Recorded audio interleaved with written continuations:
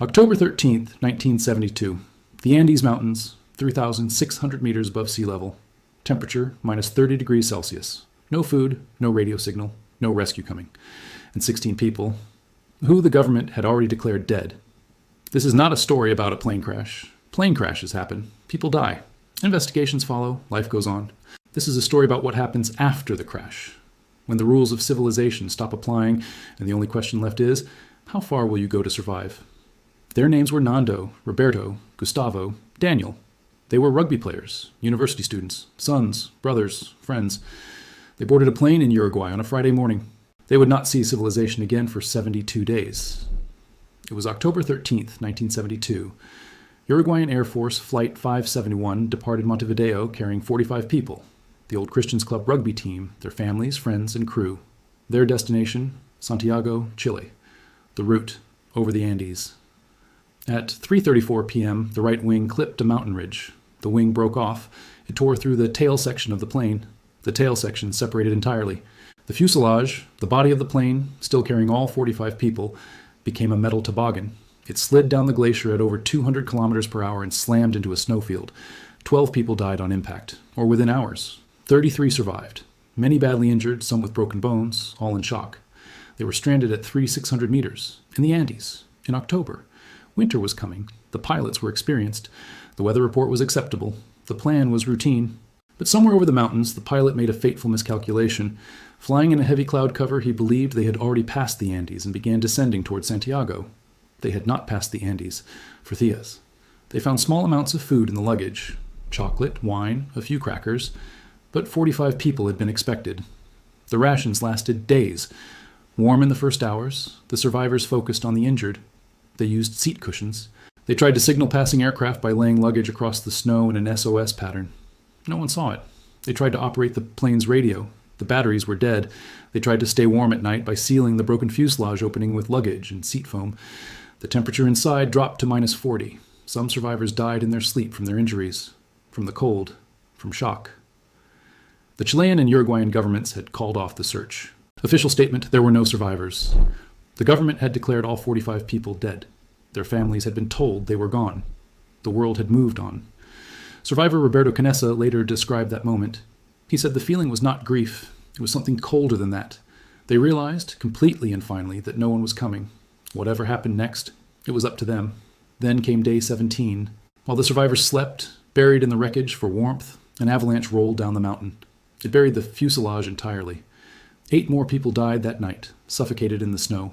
The survivors spent 3 days digging their way out with their bare hands, broken luggage handles, and seat armrests. After 17 days, they were down to 16 survivors, and they were running out of everything.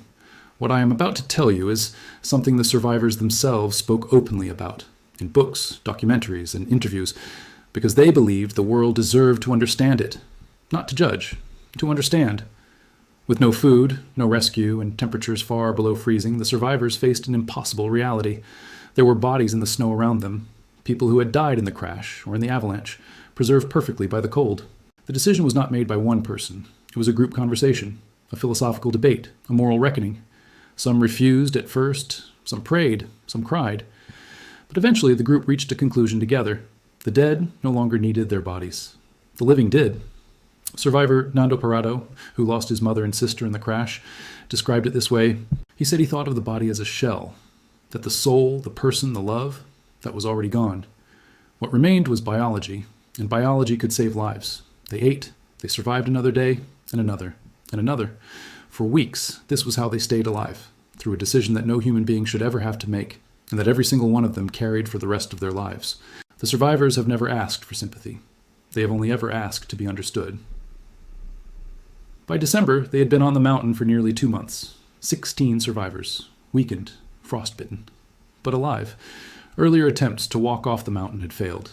Explorers turned back by impossible terrain and altitude sickness. The Andes stretched endlessly in every direction. But 2 survivors refused to stop, Nando Parado and Roberto Canessa. On December 12, 1972, day 61 after the crash, they set out on foot into the mountains. They had no map, no professional equipment, no certainty that there was anything on the other side. They carried makeshift packs. They wore multiple layers of salvaged clothing. They took what food they could, and they walked, people still there, For 10 days, they trekked west through one of the most hostile environments on Earth. Pareto later said the hardest part was not the cold, not the altitude, not the exhaustion. It was knowing that 14 people were still back at the crash site, waiting, running out of time. Every step forward was a promise to them. On December 21st, they descended into a valley, a river, green grass, signs of life. And across the river, a man on horseback.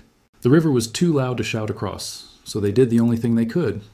Pareto found a piece of paper, wrote 11 words, tied it to a rock, threw it across. The note read, "I come from a plane that fell in the mountains. There are 14 injured." The man's name was Sergio Catalan. He rode to the nearest police station. Rescue helicopters were dispatched immediately. On December 22nd and 23rd, all 16 survivors were airlifted off the mountain, 72 days after the crash. They were alive. The survivors went home to families who had grieved them, to cities that had moved on, to a world that had declared them dead. They came back with something no one else on Earth had. Roberto Canessa became a cardiologist. He has saved thousands of lives. Nando Pareto became a motivational speaker and businessman. He has spoken around the world about survival, love, and the will to live. All 16 survivors went on to live full lives as fathers, mothers, professionals, friends. The crash of Flight 571 changed aviation search and rescue protocols in South America. It changed how we think about survival, and it changed everyone who survived it. Pareto once said something that has stayed with me. He said, "The mountains taught me that life is not about surviving. It is about choosing every single day to go on. If this story moved you, hit like. Subscribe to Flight Mystery. Every Friday, we bring you the most incredible, most important stories in aviation history. Next week, the deadliest day in aviation history, and it happened on the ground. 583 people, 2 planes, 1 foggy runway. We will tell you exactly what went wrong. That is coming Friday. See you then.